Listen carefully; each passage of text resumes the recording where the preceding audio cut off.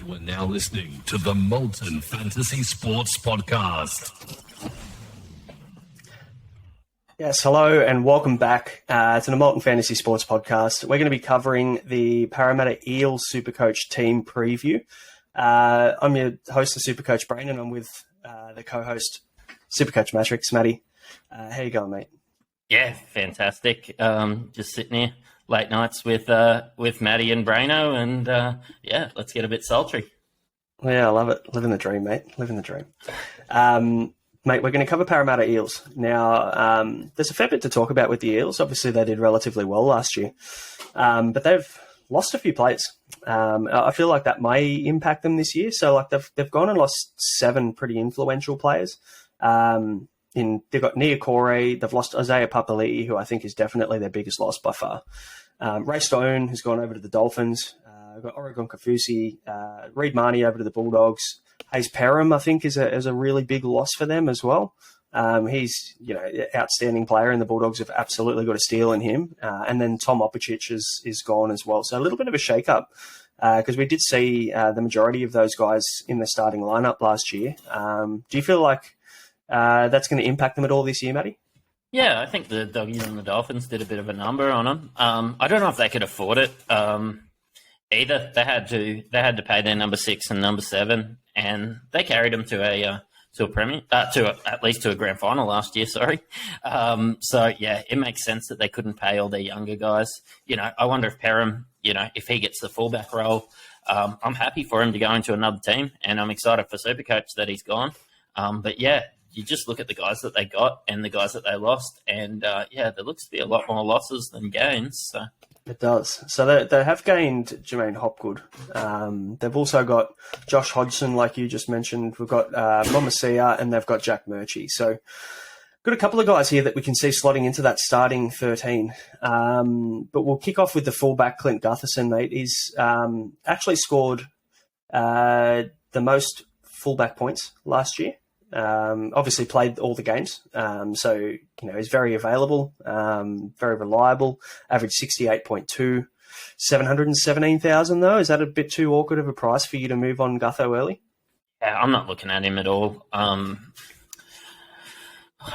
Look, I'd rather take a risk, and they have trades for a reason. I'm going to be getting a Teddy or a Latrell or a Turbo instead of Gutho. I'd probably look at Dylan Edwards or even Scotty Drinkwater over Gutho. That's probably a reason that he's 1% owned. So I started with Gutho last year, actually. I went with Teddy and Gutho to kick off last year, and he didn't disappoint me. He did pretty well initially, but then I had to quickly move on to guys like Pappenhausen when he started taking off. So he's missed the Gutho was the one that made way. Like, I don't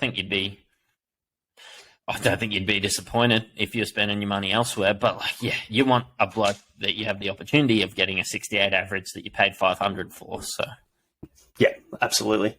Centers and wing, we've got Mike Acevo, Bailey Simonson on each wing, and then you've got Will Penasini, who had an absolute cracker of a year, one of the better cash cows of the year last year, pairing up with Hayes Dunster on the other side. Any of those guys grab you initially? Are you looking at any of these guys to get in? Yeah, any young, cheap guy that's popping into a quality squad, I want him in my lineup. And if Hayes Dunster gets the nod at number 4, like it looks like he might, much like the Peacock Will Penasini last year, I'll own him. Yeah, absolutely. Hayes Dunster's in for me at the moment until Team List Tuesday. Again, a bit of a placeholder at 234,000, but he's one of those guys you just hope when you open the app on at 4 p.m. Tuesday, you see a little green light next to his name. That would be ideal. I'm sure there's about 21% of us that are feeling the same way at the moment. So I actually thought he'd be higher owned just looking then. So 21%, I can live with that. That's not too bad. Yeah, I think once Teamless Tuesday comes around and if he gets the nod, you'll see that skyrocket. So, and it was a bit like James Schiller last year for the Raiders. I think he kind of came out of nowhere and people jumped on him, and then unfortunately he just was never seen again after round 2. So bit rough. Hopefully we don't see the same thing for Hayes Dunster. But obviously, there's a couple of suspensions and shuffles and things like that we'll talk about that could impact that too, because Bailey Simonson currently has a shoulder injury. There's no real word about how he's going with his rehab. So does he start? There's plenty of question marks there as well. So could be an opportunity for someone else to come in there. And then obviously we've got Wonga Blake as well, who's got a broken arm.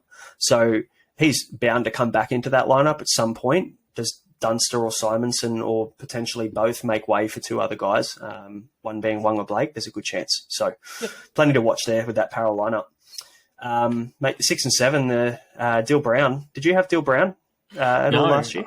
No, didn't touch him all year, and it was somebody I regretted. He was so cheap. He was such a good price, and he just skyrocketed. And I kept saying every week, like, he just can't keep doing this. He just can't keep doing this. And, yeah, he did it all year. Huge year. I'm going to go ahead and say that he doesn't have a year like that again, though, this year. I feel like there might be a bit of regression. And look, 74 average, like that's a serious average. That's more than 4 points more than Mitch Moses, who we'd expect to probably score better than Dylan Brown.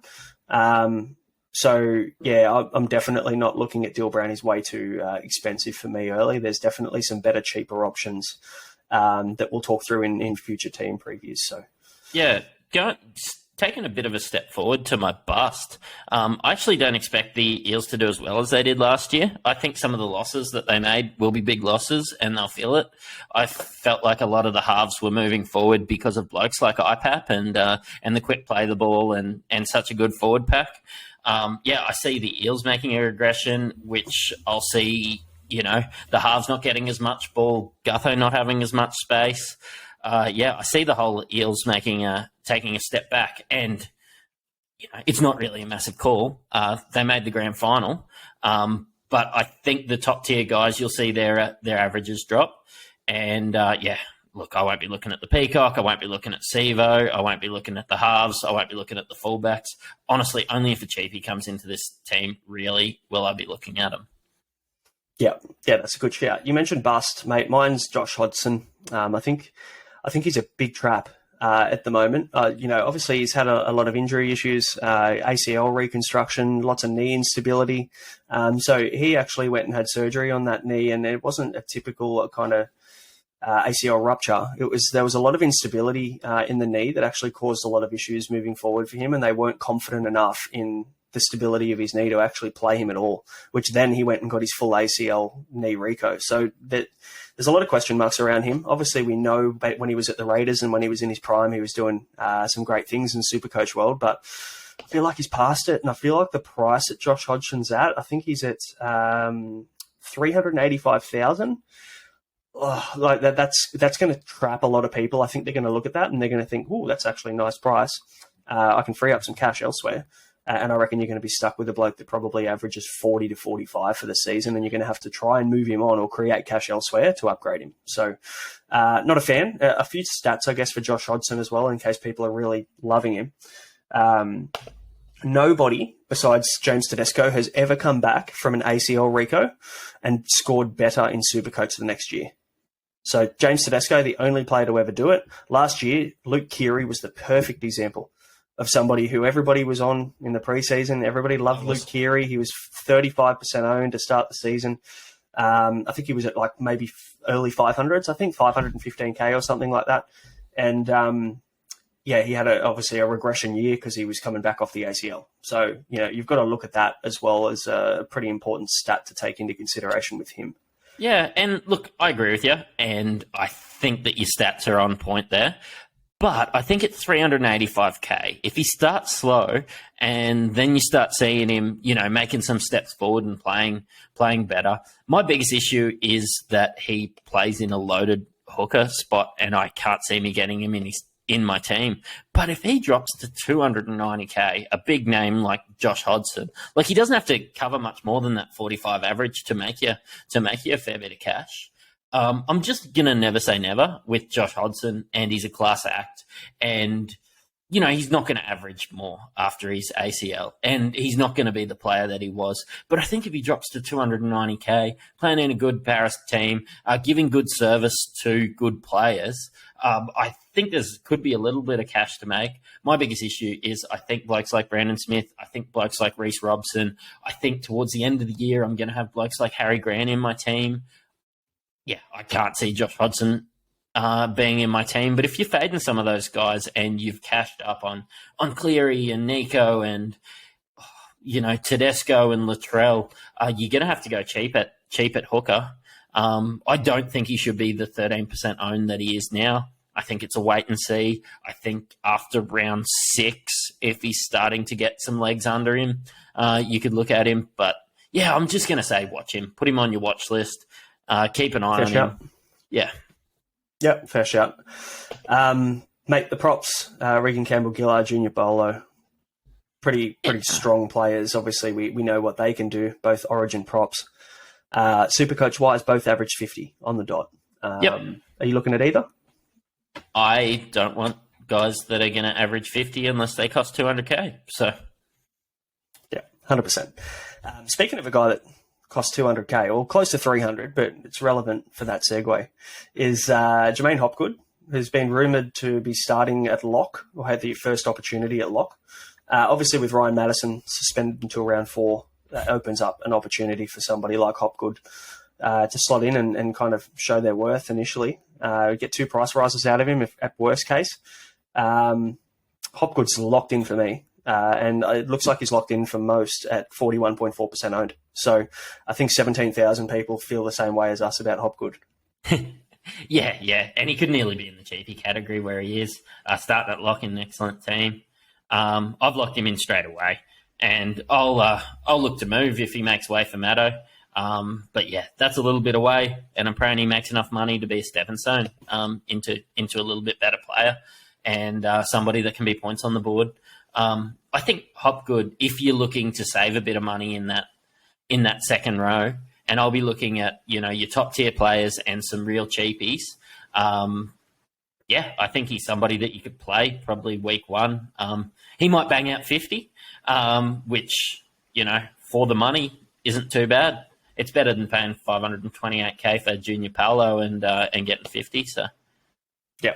Yeah, he's currently. I mean, you could use Hopgood as your 3rd second rower or 4th second rower. Really, like you've got a fair bit of flexibility there because we've got more positions available there, or more players available in that position. Sorry, so yeah, pretty good option. I think he's a bit of a no-brainer initially until we see teams. So, but one person that is not what we would classify a cheapie is Sean Lane.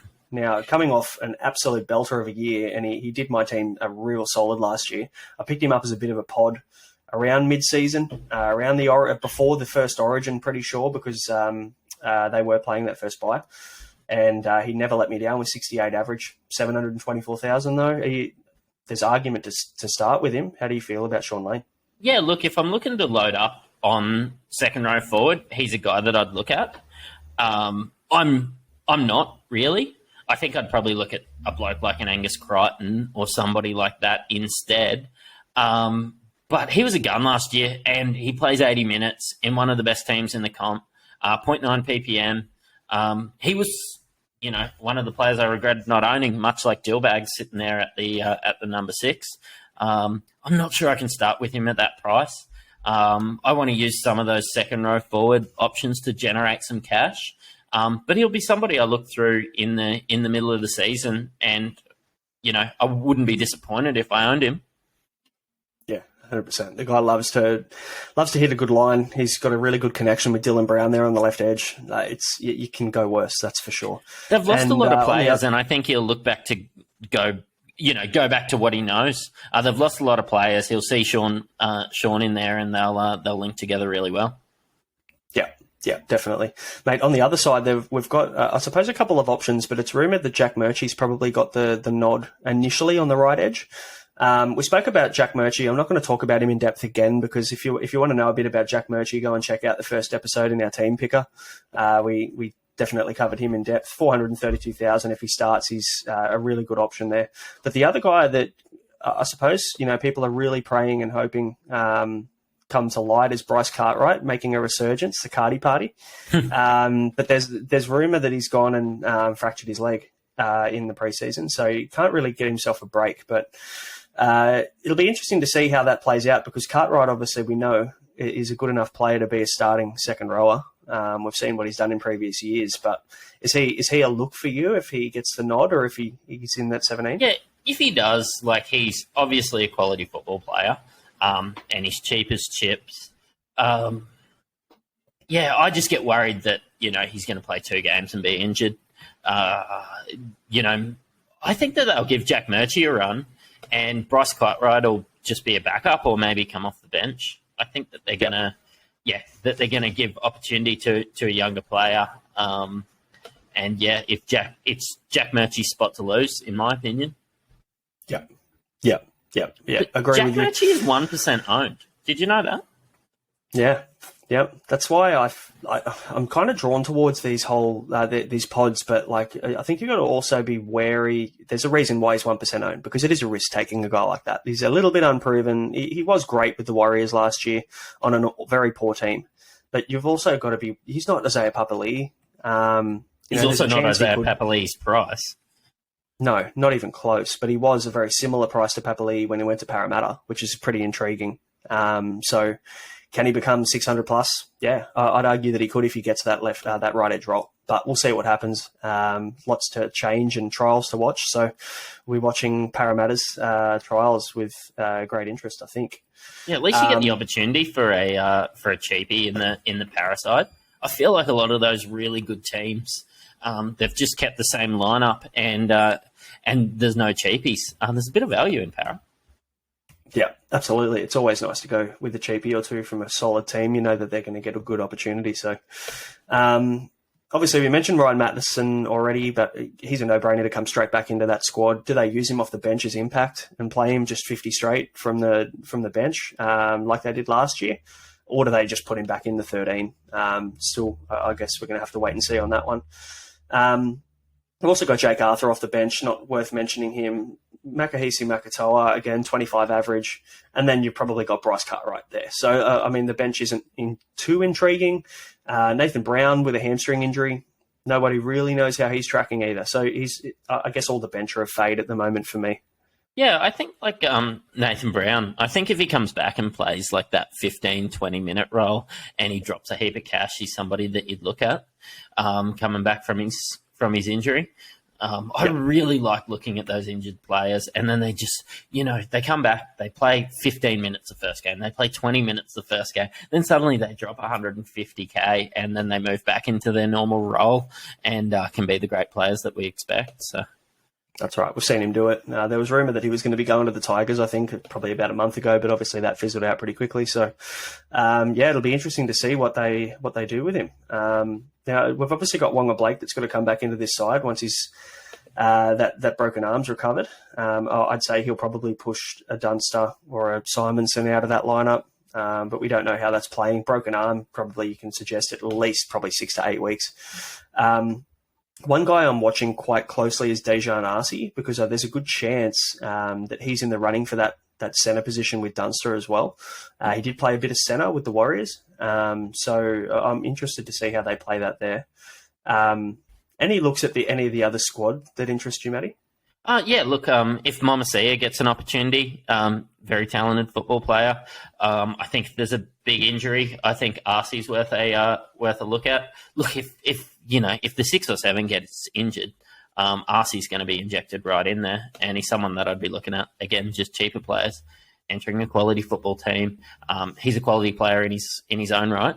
I think he's a pretty good buy. So, yeah, awesome, very good.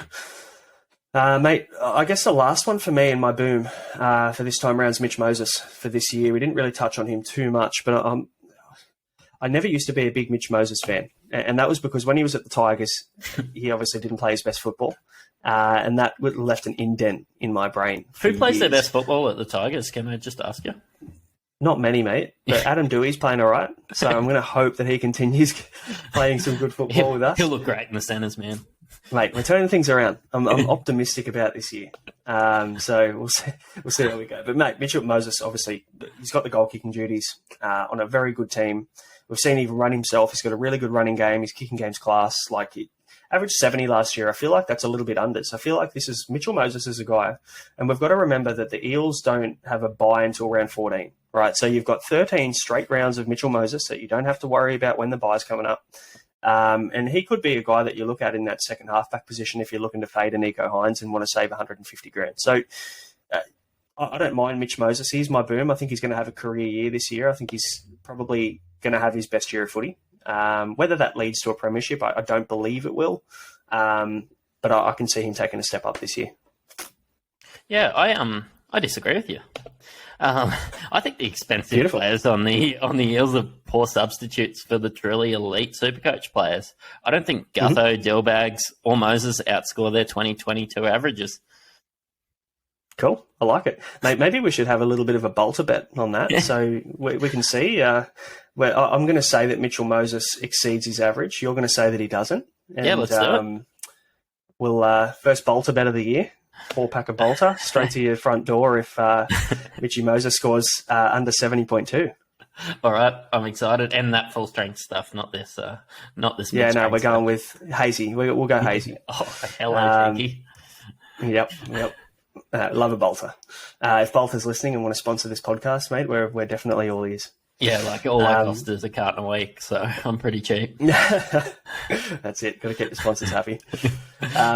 Mate, is there anybody else in this lineup for the Eels that takes your fancy? No, that's it. I think I'll be looking at the really cheap players that are on this team because quality football, will be played coming out of Para. I actually see him dropping off a bit this year. I've got him in that sort of 6 or 7 mark this year. Okay. Yeah. I don't see him making the grand final again. Fourth. Yep. I've got him fourth again. Maybe that comes off the back of me thinking that Moses is going to have a better year. I think they're going to stay strong at fourth this year. But again, it's the beauty of talking about things with about 30 days to go before the season's even started. You can say what you want. So we'll see how close we get. But mate, thanks for jumping on as always with me. Mate, we've got plenty more teams to cover. We're through the first 4 now, so if anybody missed the first 4, we're doing them in ladder order. So we've already covered the Cowboys last episode. We've already covered the Sharks. Mate, I suppose the last thing to do is tell us where to contact you. Oh, yeah. You can find me on Twitter at @SC_Mattrix. And where can we find you, Brandon? Same place, mate. Brain_FS. Who are we covering next, mate? Who's the next team? I think we've got... be Melbourne Storm, wouldn't it? Next podcast. Yeah, it'll be the Storm. Looking forward to it. Beautiful. Yeah, that's one that I'm looking forward to. I think there's plenty to talk about with the Storm. So, thanks for listening, guys. We'll catch you next episode. Cheers.